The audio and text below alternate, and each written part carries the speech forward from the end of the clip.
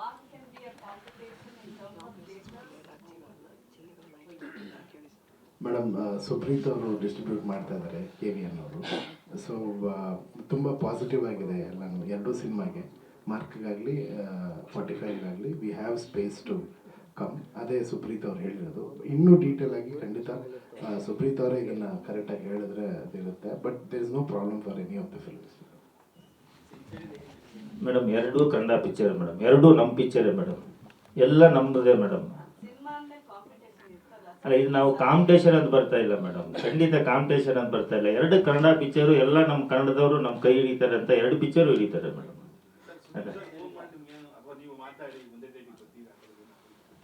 ಏನು ಸರ್ ಮಾತಾಡಿದೆ sir, definitely ಒಂದೇ ಇದರಲ್ಲಿ ಇರೋದ್ರಿಂದ ಏನು ತೊಂದರೆ ಇಲ್ಲ. ಸುದೀಪ್ ಸರ್ ಬ್ಲೆಸ್ ಮಾಡಿದ್ದಾರೆ, ಅವರು ಕೂಡ ನಮ್ಮ ಸಿನಿಮಾ ನೋಡ್ತೀನಿ ಅಂತ ಹೇಳಿದ್ದಾರೆ. ನಾವು ಅವ್ರ ಸಿನಿಮಾ ನೋಡ್ತೀವಿ sir, it is no problem.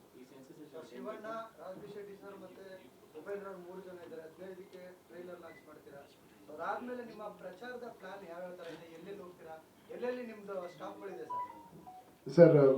ಎಲ್ಲ ಕಡೆನೂ ಈ ಸಿನಿಮಾ ರಿಲೀಸ್ ಆಗ್ತಾಯಿದೆ. ಪ್ಯಾನ್ ಇಂಡಿಯಾ ಆಗಿರೋದ್ರಿಂದ ಡೆಫಿನೆಟ್ಲಿ ಎಲ್ಲ ಲ್ಯಾಂಗ್ವೇಜಲ್ಲೂ ಟ್ರೈಲರ್ ಮಾಡಿದ್ದೀವಿ. ಎಲ್ಲ ಲ್ಯಾಂಗ್ವೇಜಲ್ಲೂ ವಿಲ್ ಗೋ ದೇರ್ ಆ್ಯಂಡ್ ಒಂದು ಇವೆಂಟ್ ಮಾಡ್ತೀವಿ.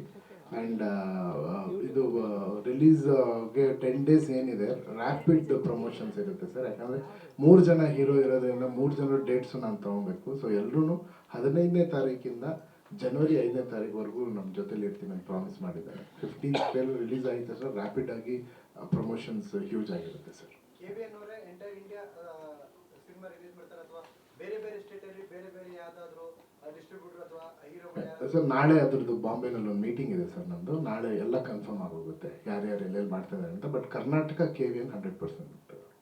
ಪ್ರೊಡ್ಯೂಸರ್ ಯಾವಾಗೂ ಟೆನ್ಷನ್ ಇಲ್ಲ ಅಂತ ಹೇಳ್ತಾರೆ ಅವ್ರು. ಯಾರು ಸರ್ ಅದೇ ನಿರ್ಮಾಪಕರಾಗಿ ರಿಲೀಸ್ ಡೇಟ್ ಅನೌನ್ಸ್ ಆಗಿದೆ. ಸೊ ಬಿಸ್ನೆಸ್ ವಿಚಾರವಾಗಿ ಯಾವ ಥರ ಮಾತುಕತೆಗಳು ಆಗ್ತಾ ಇದೆ ಅಂತ ನಾಳೆ ಗೊತ್ತಾಗತ್ತೆ ಸರ್. ನಾಳೆ ಹೋಗ್ತಾ ಇದ್ದೀವಿ, ನಾಳೆ ಗೊತ್ತಾಗತ್ತೆ ಸರ್.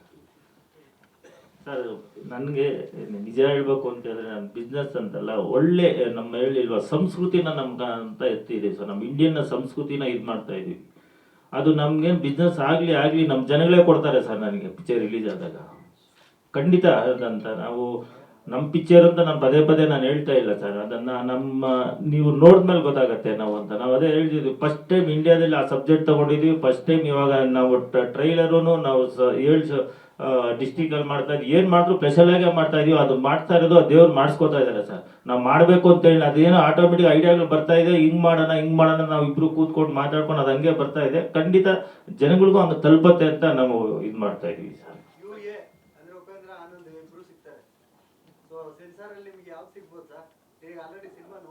ಸರ್ ಇನ್ನೊಂದು 3 ದಿವಸ ಮೇಲೆ ನಾವೇ ಅನೌನ್ಸ್ ಮಾಡ್ತೀವಿ ಸರ್, ಅವ್ರು ಸಿಕ್ಕಿದೆ ಅಂತ. ನಾವು 3 ದಿವಸ ಬೇಕಂತೆ ಸರ್ಟಿಫಿಕೇಟ್ ಕೊಡೋಕ್ಕೆ.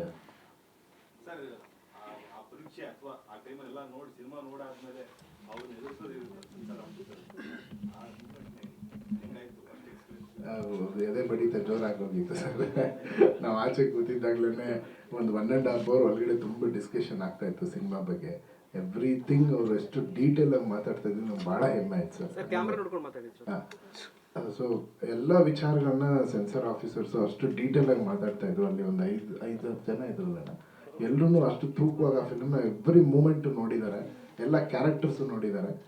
ಸುಮಾರು ವಿಷಯ ಮಾತಾಡ್ತಾರೆ. ನಮ್ಮ ಹತ್ರ ಒಂದು 1/2 hour ಮಾತಾಡೋದು. Sensor vent very positively sir. ಅಷ್ಟೇ ಹೇಳ್ಬೋದು, ಯಾಕಂದ್ರೆ ನನಗೆ ಅಷ್ಟೇ ಪರ್ಮಿಷನ್ ಇದೆ ಅದು. ಇಲ್ಲ ಸರ್, ನೀವು ಹಂಗೆ ಕ್ವಶನ್ ಕೇಳಿ ಇಂಟರ್ನೆಟ್ ಆಗಿ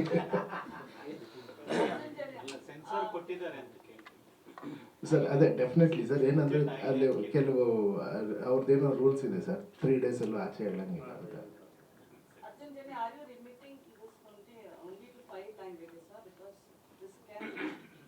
ಮೇಡಮ್ ಡೆಫಿನೆಟ್ಲಿ ನಾವು ಪ್ಲ್ಯಾನ್ ಮಾಡಿದಾಗ ನಮ್ಮ ತಲೆಯಲ್ಲಿ ಇತ್ತು other languages like Chinese and Korean ಎಲ್ಲ.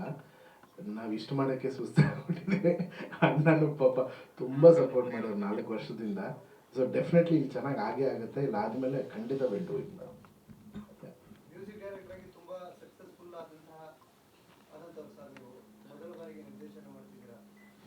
ಮ್ಯೂಸಿಕ್ ಡೈರೆಕ್ಟ್ರು ಮತ್ತು ಸಿನಿಮಾ ಡೈರೆಕ್ಷನ್ ಹೇಗಿತ್ತು ಸರ್ ಆ ಒಂದು ಜರ್ನಿ ಮತ್ತು ಜವಾಬ್ದಾರಿ? ಸರ್ ನಾನು ಈ 20 years ಆಯಿತು ಮ್ಯೂಸಿಕ್ ಡೈರೆಕ್ಷನ್ ಮಾಡಿ. 150 ಸಿನಿಮಾ ಆಗಿದೆ ಸರ್. ಅದಷ್ಟು ಟೆನ್ಷನ್ ಇದು ಒಂದೇ ಫಿಲ್ಮ್ ಸರ್. ಅವಾಗ ಏನು ಅನ್ಸೇ ಇಲ್ಲ ಸರ್. ಒಂದು ವರ್ಷಕ್ಕೆ 25 ಸಿನಿಮಾ ಎಲ್ಲ ಮಾಡಿದ್ದೀನಿ ಮ್ಯೂಸಿಕ್ಕು. ಯಾವತ್ತೂ ನನಗೆ ಆ ಪ್ರೆಷರ್ ಅನಿಸಿಲ್ಲ. ಈಗಲೂ ಈ ಸಿನಿಮಾ ಮಾಡ್ಬೇಕಾದ್ರೆ ನಂದು ಸಾಂಗ್ಸ್ ಬರ್ತಾನೆ ಇದೆ. ಮ್ಯೂಸಿಕ್ ಕಡೆ ನನಗೆ ಯಾವತ್ತೂ ಪ್ರೆಷರ್ ಅನಿಸಿಲ್ಲ.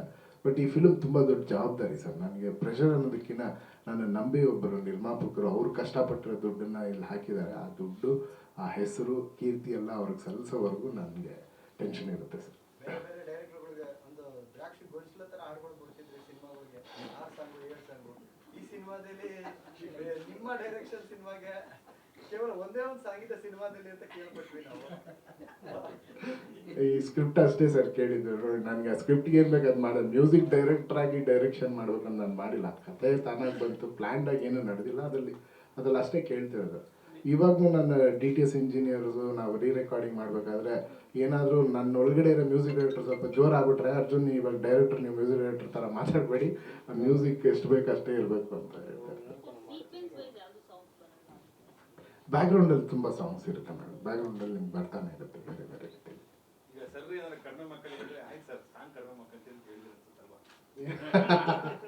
ರಮೇಶ್ ಸರ್ ಏನಾದ್ರು ಬೇಜಾರಾದ್ರೆ ಸರ್ ಅವ್ರ ಗಾಳಿಪಟದಲ್ಲಿ ಒಂದು ಒಳ್ಳೊಳ್ಳೆ ಮೆಲೋಡಿ ಸಾಂಗ್ ತುಂಬಾ ಎಂಜಾಯ್ ಮಾಡಿದ್ರು. ಹೀರೋಯಿನ್ಗಳು ಡೈ ಹೊಡಿಯೋದಕ್ಕೆಲ್ಲ ರಮೇಶ್ ಸರ್ ಇಲ್ಲ, ಅವ್ರು ಹೇಳ್ದಂಗೆ ಕತೆಗೆ ಸಾಂಗ್ ಬೇಕಾಗಿಲ್ಲ ಅನ್ಸುತ್ತೆ. ಯಾಕಂದರೆ ಕತೆ ಹೆಂಗಿದೆ ಅದು. ಇವಾಗ ಅವ್ರು ಮ್ಯೂಸಿಕ್ ಡೈರೆಕ್ಟ್ರು ಅಂತ ಹೇಳ್ಬಿಟ್ಟು ಅಣ್ಣ ಒಳ್ಳೆ ಸಾಂಗ್ ಇದೆ ಹಾಕ್ಬಿಡಲ್ಲ ಅಂತ ಅವ್ರು ಯಾವತ್ತೂ ಕೇಳಲಿಲ್ಲ, ನಾನು ಕೇಳಲಿಲ್ಲ ಸರ್. ನಾನು ಈ ಸ್ಟೋರಿ ವೈಸಲ್ಲಿ ನಾನು ತಲೆನೇ ಹಾಕಲಿಲ್ಲ ಸರ್. ಅದೊಂದು ಅಣ್ಣ ಚೆನ್ನಾಗಿದೆ ಚೆನ್ನಾಗಿದೆ, ನಾನು ಹೇಳ್ತಾ ಇದ್ದೆ ಚೆನ್ನಾಗಿದೆ ಚೆನ್ನಾಗಿದೆ, ಚೆನ್ನಾಗಿಲ್ಲ ಚೆನ್ನಾಗಿಲ್ಲ ಅಂತ ಇದ್ವಿ. ಬಟ್ ಕತೆ ಸಾಂಗ್ ಕೇಳಲಿಲ್ಲ. ಸಾಂಗು ನೀವು ನೋಡಿದ್ಮೇಲೆ ಗೊತ್ತಾಗತ್ತೆ ಸರ್.